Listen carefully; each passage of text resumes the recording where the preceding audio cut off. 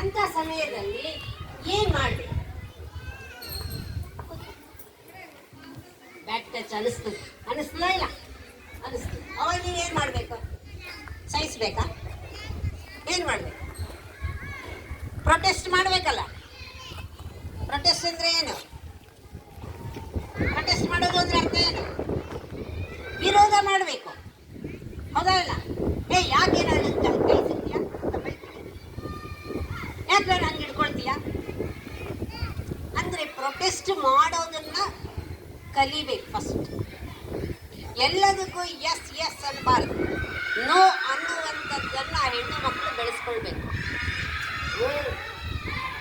ಯಾವಾಗ ನೀವು ನೋ ಅನ್ನೋದನ್ನ ಕಲಿತೀರೋ ಆವಾಗ ನೀವು ಸಬಲರಾಗ್ತೀರಿ, ಗೊತ್ತಾಯ್ತಾ? ಯಾವುದೇ ಒಂದು ಬ್ಯಾಕ್ ಟಚ್ ನಿಮಗೆ ಅಹಿತವಾಗ್ತಾ ಇದೆ, ಇದು ನನಗೆ ಒಳ್ಳೇದಲ್ಲ ಅಂತ ಗೊತ್ತಾದ್ರೆ ಇಮ್ಮಿಡಿಯೇಟ್ ಆಗಿ ಯಾರು ಮಾಡ್ತಾ ಇದ್ದಾರೆ ಅವರ ಬಗ್ಗೆ ಏನು, ಯಾರಿಗೆ ಹೇಳ್ತೀರಿ? ಫಸ್ಟ್ ಯಾರಿಗೆ ಹೇಳ್ತೀರಿ? ಅಮ್ಮನಿಗೆ. ಅಮ್ಮನಿಗೆ ಹೇಳ್ತೀರಾ ಎಲ್ಲರೂ? ಇಲ್ಲ ಅಮ್ಮ ಅಲ್ಲಿ ಇಲ್ಲಪ್ಪ, ಅವಾಗ ಏನ್ ಮಾಡ್ತೀರಿ? ಟೀಚರ್ಸ್, ಶಾಲೆಯಲ್ಲಾದ್ರೆ ಟೀಚರ್ಸ್ಗೆ ಹೇಳ್ತೀರಿ. ಶಾಲೆಯಲ್ಲೂ ಇಲ್ಲ, ನೀವು ಆಟದ ಬಯಲಲ್ಲಿದ್ದೀರಾ, ಆಟ ಆಡ್ತಿರ್ತೀರಾ, ನಿಮ್ಮ ಫಸ್ಟ್ ಸ್ನೇಹಿತರ ಹತ್ರ ಹೇಳ್ತಾರೆ.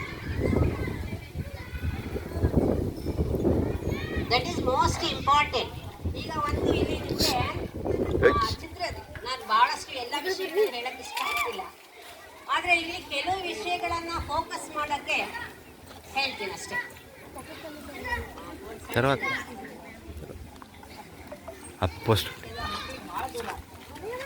పోతే తీసుకు పట్టుకు సో ట్రైన్ బరద